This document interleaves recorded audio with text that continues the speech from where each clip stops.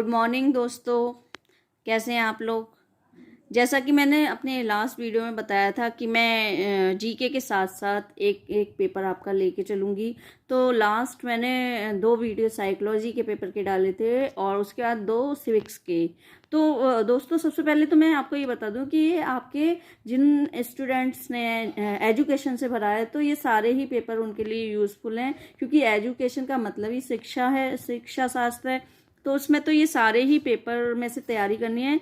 लेकिन जो लोग ये सोच रहे हैं कि खाली ये जीके है, तो जीके तो सारे ही पेपर में आनी है, तो जीके का भी आप करते जाइए और ये पेपर वाइज भी सब्जेक्ट वाइज भी आपकी तैयारी हो रही है। तो आज मैं आपको हिंदी की तैयारी कराऊंगी। अब मैं अपने नेक्स्ट वीडियो हिंदी के डालूंगी 2, क्योंकि मैंने बताया था कि मैं सब्जेक्ट वाइज ही तैयारी कराऊंगी जीके के साथ। तो आइए शुरू करते हैं। क्वेश्चन नंबर 1, भारत में सर्वाधिक खड़ी बोली वाली भाषा कौन सी है? आंसर खड़ी बोली। क्वेश्चन नंबर 2, दक्षिणी भारत हिंदी प्रचार सभा का मुख्यालय कहाँ स्थित है? Answer Chennai. Question number 3, Hindi भाषा का विकास का सही अनुक्रम कौन सा है? आंसर पाली, प्राकृत, अपभ्रंश, हिंदी और ये शौरसेनी। क्वेश्चन नंबर 4, संविधान के अनुच्छेद 351 में किस विषय का वर्णन है? आंसर हिंदी के विकास के लिए निर्देश। क्वेश्चन नंबर 5, अधिकतर भारतीय भाषाओं का विकास किस लिपि से है? आंसर ब्राह्मी लिपि। क्वेश्चन नंबर 6, हिंदी भाषा की लिपि कौन सी है? आंसर देवनागरी लिपि। संस्कृत की लिपि वैज्ञानिक लिपि माना जाता है। क्वेश्चन नंबर 7, वर्तमान हिंदी का प्रचलित रूप क्या है? आंसर खड़ी बोली। क्वेश्चन नंबर 8, हिंदी भाषा का जन्म किससे हुआ है? आंसर अपभ्रंश शैली। क्वेश्चन नंबर 9, ब्रज भाषा क्या है? आंसर पश्चिमी हिंदी। क्वेश्चन नंबर 10, हिंदी खड़ी बोली किस अपभ्रंश से विकसित हुई है? आंसर शौरसेनी अपभ्रंश। क्वेश्चन नंबर 11, हिंदी दिवस कब मनाया जाता है? आंसर 14 सितंबर। क्वेश्चन नंबर 12, विश्व अंतर्राष्ट्रीय हिंदी दिवस कब मनाया जाता है? आंसर 10 जनवरी। क्वेश्चन नंबर 13, ध्रुपद गायन का संबंध किससे है? आंसर ब्रज भाषा से।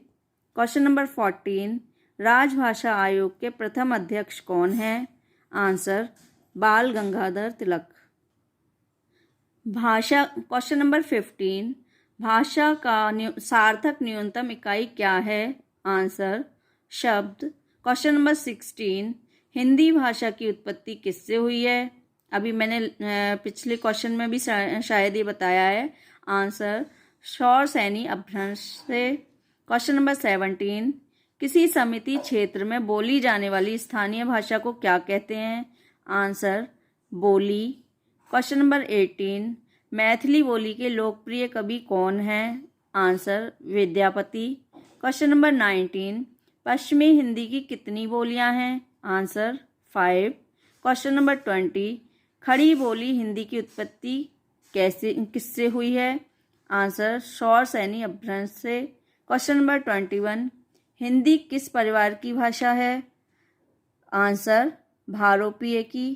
क्वेश्चन नंबर 22, देवनागरी लिपि का सर्वप्रथम प्रयोग किस राज्य में हुआ है? आंसर गुजरात में। क्वेश्चन नंबर 23, संघ की राजभाषा हिंदी और लिपि देवनागरी होगी, यह संविधान के किस अनुच्छेद में वर्णित है? आंसर अनुच्छेद 343 में। क्वेश्चन नंबर 24, देवनागरी लिपि में स्वर्ण वर्णों की संख्या कितनी है? आंसर 11 स्वर्ण वर्ण हैं। क्वेश्चन नंबर 25, भारत में हिंदी को संविधान की किस धारा के अंतर्गत राजभाषा घोषित किया गया है? आंसर धारा 343(1). क्वेश्चन नंबर 26, संविधान के किस अनुच्छेद के अंतर्गत हिंदी को संघ की राजभाषा का दर्जा दिया गया है? आंसर अनुच्छेद 343। क्वेश्चन नंबर 27, किस लिपि को हिंदी की राजभाषा बनाने का निर्णय कब लिया गया?